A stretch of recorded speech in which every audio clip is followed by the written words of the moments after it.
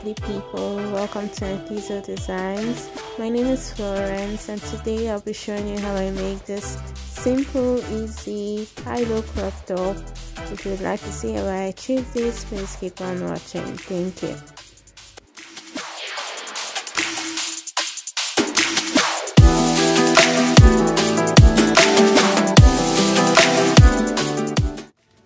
Okay, so the first thing I'm going to do now, because this is a crop top, is going to be high-low, a very high-low crop top, because it's going to be paired with a very high-waisted short. So the first thing I'm going to do now is remove the shaping I have on the waist. As you can see at the back, I did not shape it with the 2 centimeters here, so that it can be very free and neat. So for the waist now, first thing I'm going to do is increase the waist. Now that shaping we did, I'm going to remove it by 1 centimeter. So I'm going to mark 1 centimeter here and 1 centimeter here. That is from the waistline, and then I'm going to reconnect it to the armhole.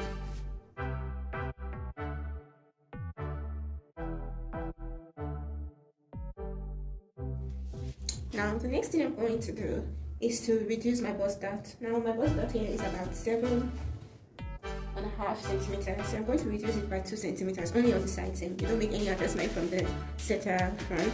So I'm going to reduce it by 2 centimeters because I don't want this cloth to be, the basic bodice is very fitted, so I don't want my pattern to be too fitted or my bodice to be too fitted. So I'm going to reduce it by 2 centimeters. Connect it back to my shoulder. As you can see now, the bust dart is smaller, right?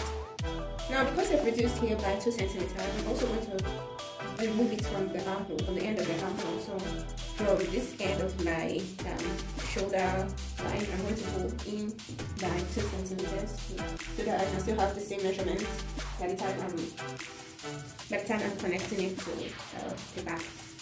Alright, now that I've done that, I'm going to increase my armhole. I don't want it to be too tight either. So I'm going to increase my armhole by 1 centimeter. So I'm going to mark 1 centimeter here. Now whatever you do at the front, you should do at the back too. So I'm going to increase my back armhole by 1 centimeter. So now I'm going to connect this armhole back to my where my new shoulder length is. So as you can see now, the armhole is bigger than before. I'm going to do the same at the side at the back. So now that I have gotten that adjustment out of the way, it's time to start planning my crop top.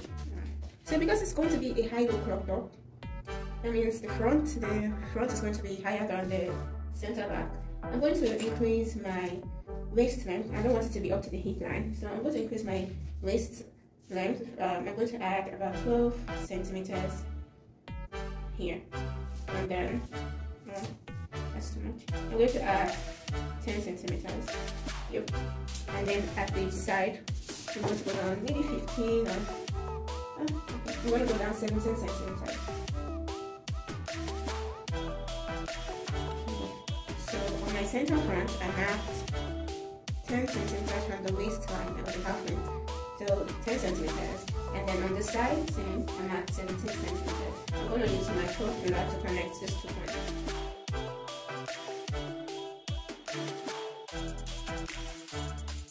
So this is for the front.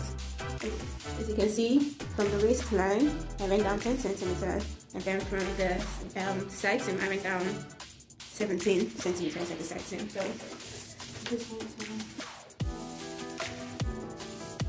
and that's for the front. Now at the back, I went down 17 centimeters at the front of the center of the side seam. At the back, I'm also going to go down 17 centimeters because no matter how you're doing it, the side seams of the back and the front have to match. So I'm going to go down 17 centimeters from my half length or from my waistline at the back to only on the side seam because this is a high-low. From the side, I'm going to go down 17 centimeters.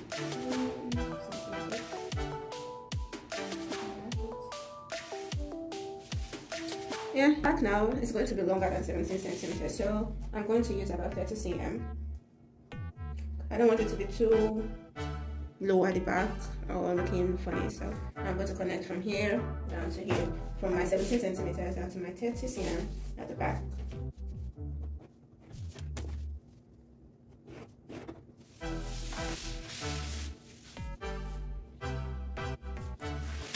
I'm going to increase this a bit.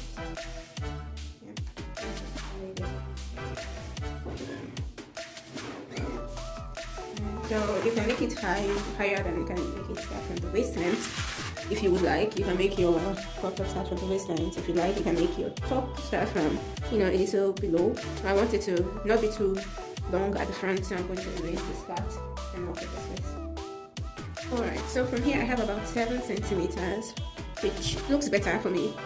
Alright, now we've adjusted the armhole, we've adjusted the bust dart, and done the same for the back. So we've adjusted the armhole and the waist measurement. Now this top isn't going to be fitted at all to the waist or to the bust, so I'm going to connect from my shoulder and my bust dart, so my shoulder bust dart. I'm also connecting here to my waist dart.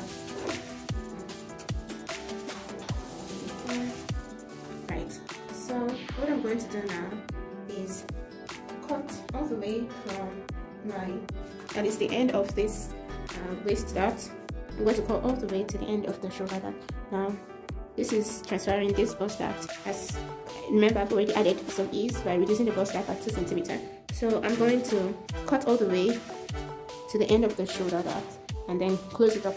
It's somehow like when we temporarily transfer the bust dart to the side seam so that we can style the middle. Now this time it's not going to be temporary, I'm just transferring it to the waist so that the top isn't tight on the body fitted, it's just going to be very open.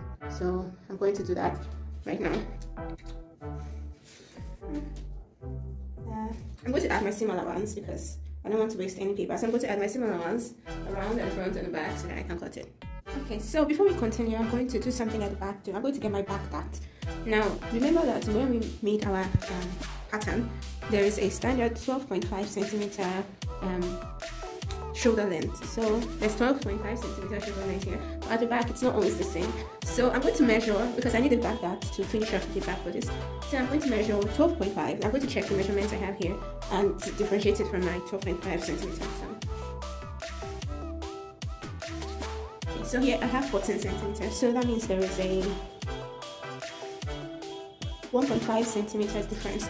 So I'm going to measure, this is my seam allowance, so please ignore that. I'm going to measure the midpoint here. So from here to here is 14. I'm going to measure the midpoint, which is 7 and 7 centimeters. Okay, so now there's a 1.5 difference. So I'm going to share 1.5 on each side of the 7 of this, my middle mark. So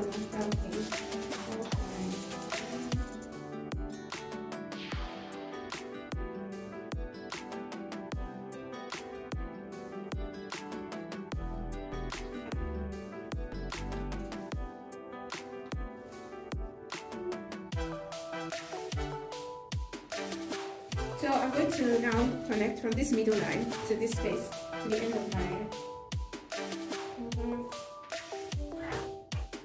So this is how I get my back dart. Okay, so this line is not really relevant, but it's just to help guide me in how I'm going to shape my dart. So the back dart is usually 8 centimeters long. So on this line, I'm going to measure 8 centimeters or 3 inches. So 8 centimeters and that.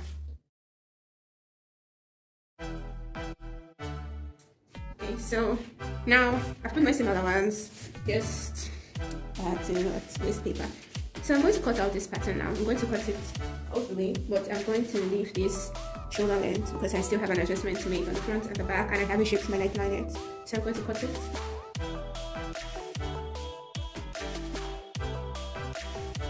Okay, so I've cut it off. Now I'm going to cut this dart all the way to the shoulder dart here.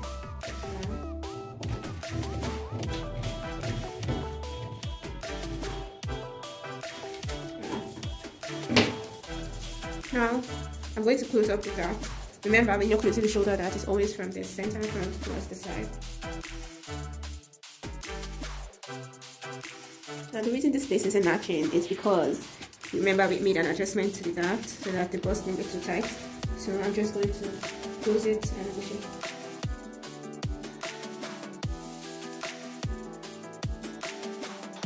see now, I've opened up the waist, so by the time this person wants to cut, it's not going to, it's packed, there's just no, there's enough ease, it's breathable. So now I'm going to shape the neckline. Now I'm going to measure how much I want the neck to be open. I don't want it to be too open. So by about 10.5 centimeters. That's from the end of my shoulder line. This is my seam allowance. So I'm just going to measure 10.5 centimeters. And then my neckline should be about 4 centimeters lower. So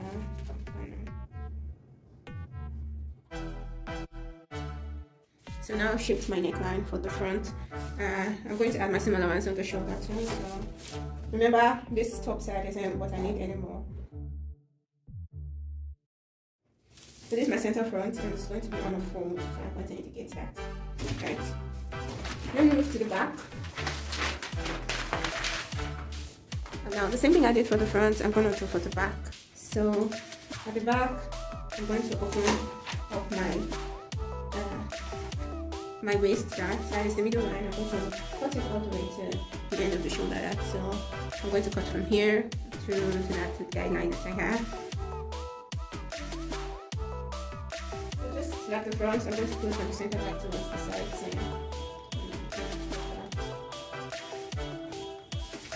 See, it's already opened up for me, so there'll be no, it's going to be a free blouse. So I'm going to reconnect my shoulder so that it's one straight line. I'm going to measure my shoulder length because the front and the back have to match. So I use 10.5 centimeters for the front, I'm going to use 10.5 from the back. I'm going to measure it from the armhole or the end of my shoulder. So, alright. And I'm going to go down 2 centimeters, or 1.5 centimeters. So that's 1.5 is fine.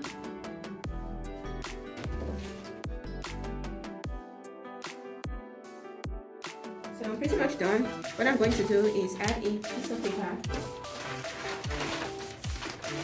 underneath here to cover it so that it's a whole piece. I'll do this for the back and for the front. Right, so I've added a strip of paper to cover that opening, but as you can see now, these places don't match. They don't match anymore, so I'm just going to correct that and withdraw the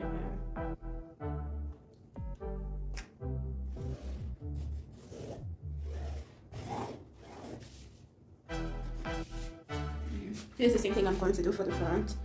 I'm going to put a strip of paper where that opening is and retrace it.